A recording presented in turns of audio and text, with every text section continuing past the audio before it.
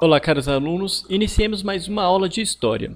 Nas aulas anteriores nós vimos sobre o Império Romano, vimos como que os germanos atuaram no Império Romano, as influências dos germanos no Império Romano, né? E nesta aula nós vamos pensar exatamente nessas influências, tanto de Roma quanto dos germanos. Por exemplo, o colonato, o comitatus e o cristianismo. O colonato nós já estudamos, né, que foi herdado dos romanos. Era uma relação de trabalho em que o camponês usava um pedaço de terra do proprietário para o seu sustento e, em troca, ele dava uma parte da colheita para o proprietário da terra.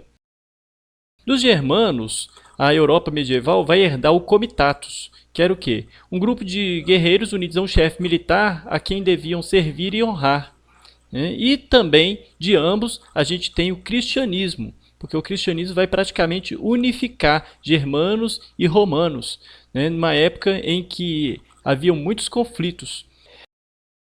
E é nesse contexto que vai surgir o feudalismo.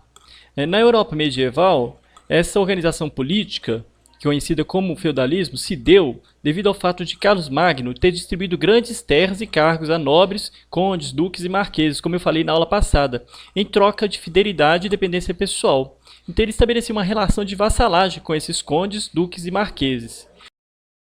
Com a morte de Carlos Magno, esses vassalos do rei e seus descendentes passaram a fazer o mesmo, isto é, começaram a doar um feudo a outro homem em troca de fidelidade e dependência pessoal.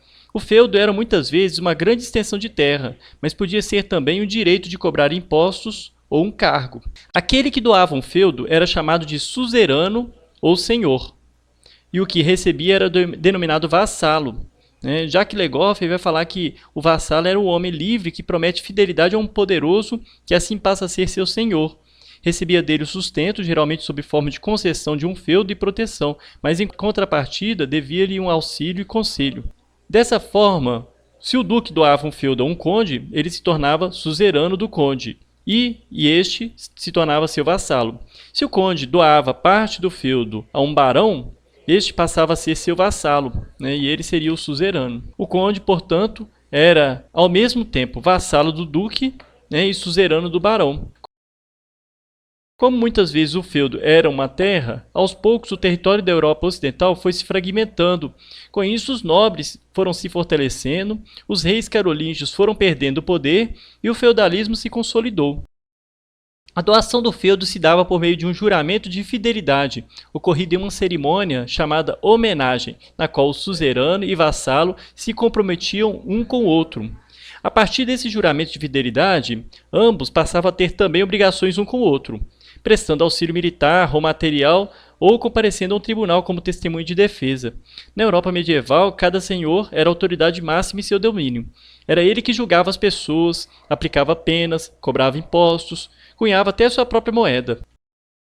No ano 1000, no século X, a sociedade da Europa Ocidental era formada basicamente por três grupos sociais, que eram os clérigos, os que oram, os nobres, os que guerreiam, e os trabalhadores, que com seus serviços sustentavam a todos. Então nós tínhamos os clérigos, clérigos, para quem não sabe, é exatamente a igreja, os nobres, exatamente aquelas pessoas ligadas ao rei, e os trabalhadores. O clero era formado pela igreja. Havia divisões no interior do clero. Os bispos pertenciam ao alto clero, os párocos, líderes de paróquia, eles integravam o baixo clero e eram de família pobre. Então a gente tinha bispos, abades, monges, párocos. Com exceção dos párocos, geralmente o clero ele tinha origem nobre. Muitos deles possuíam até grandes extensões de terras, trabalhadas por centenas e até milhares de camponeses. No século X, a igreja era dona de 1/3 das terras cultiváveis da Europa Ocidental cristã e era a maior proprietária de terras da região. Como os membros do clero não podiam se casar, não deixava herdeiros, de modo que o patrimônio não era dividido. Isso ajuda a explicar por que a igreja vai acumular tanta riqueza a ponto de ser a instituição mais rica do Ocidente medieval. Os nobres, eram os reis, duques, marqueses, condes, viscondes, barões. Eles se ligavam uns aos outros por laços de dependência e fidelidade. A principal atividade da nobreza era a guerra, e como os nobres tinham o monopólio das armas, eles ofereciam proteção e, em troca, eles exigiam ser sustentados pelos camponeses. O trabalho manual era visto pelos nobres como uma atividade indigna. As principais ocupações da nobreza eram a guerra, as caçadas, os torneios, por meio dos quais eles esperavam obter ganhos. A terra, que era o principal bem da sociedade feudal, era controlada principalmente por esses dois grupos sociais dominantes na época, a nobreza e o clero. Chamava-se senhor o possuidor da terra. O senhorio era a unidade de produção da sociedade feudal, ou seja, o lugar onde se produzia aquilo que era indispensável para a sobrevivência de homens e mulheres medievais. Gêneros agrícolas, criação de gado, artesanato. O senhorio possuía uma determinada extensão de terra e era composto de 3 partes: a reserva senhorial, o manso servil e as terras comunais. O mosteiro era outro tipo de senhorio. Tratava-se de uma comunidade de monges que muitas vezes também detinha terra que eram trabalhadas por camponeses. Os senhorios eram a expressão do poder da grande nobreza. Além de uma importante fonte de riquezas, representavam o controle cotidiano sobre os camponeses. Nos senhorios eram exercidas as principais atribuições da nobreza: as decisões referentes à justiça, a cobrança de taxas, o exercício da força militar. Os castelos altos e imponentes simbolizavam a diferenciação social entre os honrados, nobres, que não se dedicavam aos trabalhos manuais, como eu disse, e os trabalhadores, que se ocupavam da terra e das atividades artesanais. Além dessas classes sociais dominantes, como eu disse, o clero e os guerreiros, figuravam todos os trabalhadores. Social e politicamente, eles eram submetidos aos guerreiros e aos clérigos. Os trabalhadores formavam a imensa maioria da população. Eram encarregados de todas as atividades manuais necessárias à sua sobrevivência e ao sustento dos grupos dominantes da sociedade feudal. A maior parte dos trabalhadores do senhorio era composta de servos chamados homens de corpo, dos senhores feudais. Não eram livres, não podiam sair dos domínios do senhor do castelo sem permissão. Os servos estavam presos à terra que cultivavam. Eles eram obrigados a dar uma parte da sua produção, chamada de talha, ou trabalhar alguns dias nas terras do senhor, corveia. Os senhores feudais, eles detinham uma série de direitos. Por exemplo, se possuíssem uma ponte sobre um rio, poderiam cobrar uma taxa pela passagem, um pedágio particular que recaía sobre seus servos e comerciantes. Além dos pedágios, os servos estavam sujeitos a uma série de obrigações. Para usar o forno ou o moinho do senhor feudal, eles tinham que deixar uma parte de sua produção. Essa taxa se chamava banalidade. Se morresse algum adulto da família do servo, mais uma taxa seria cobrada, mão morta, o que significava uma mão a menos para os trabalhos devidos ao senhor.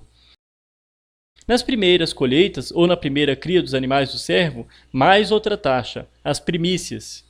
Essas eram pagas para as autoridades religiosas, que também recolhiam o dízimo, que era o quê? A 10ª parte de toda a produção, que vem lá dos tempos antigos. O senhorio produzia quase tudo que os seus habitantes necessitavam: alimentos, roupas, ferramentas, tecidos. Vinham de fora apenas alguns produtos como o sal, que é essencial à vida, e o ferro, para a fabricação de armas e utensílios. Por isso se diz que a economia era quase autossuficiente. Na Europa medieval, o artesanato e o comércio continuaram sendo praticados. O comércio, porém, era restrito. Trocava-se geralmente um produto por outro, e a moeda era cunhada no próprio feudo. As principais características do feudalismo são: primeiro, as relações baseadas na dependência e na fidelidade. É interessante que tem um dito, que se passou durante muito tempo, que era: o vassalo do meu vassalo não é meu vassalo. Por quê? Porque a fidelidade era exatamente direta. O vassalo do meu vassalo não é meu vassalo, por quê? Porque o vassalo do meu vassalo, ele não tem relação direta comigo, ele tem relação direta com o meu vassalo. Ou seja, o meu vassalo é suzerano dele. E assim por diante.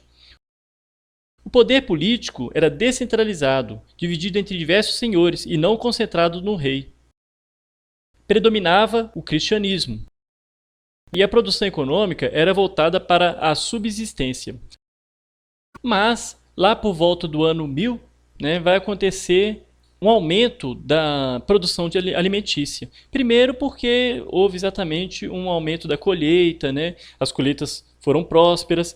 Outra coisa é a questão do fim das invasões, né? Acabaram-se os conflitos, e isso vai favorecer o surgimento de um novo sistema econômico, o capitalismo, sobre o qual nós falaremos em próximas aulas. Então, muito obrigado pela atenção, até a próxima aula.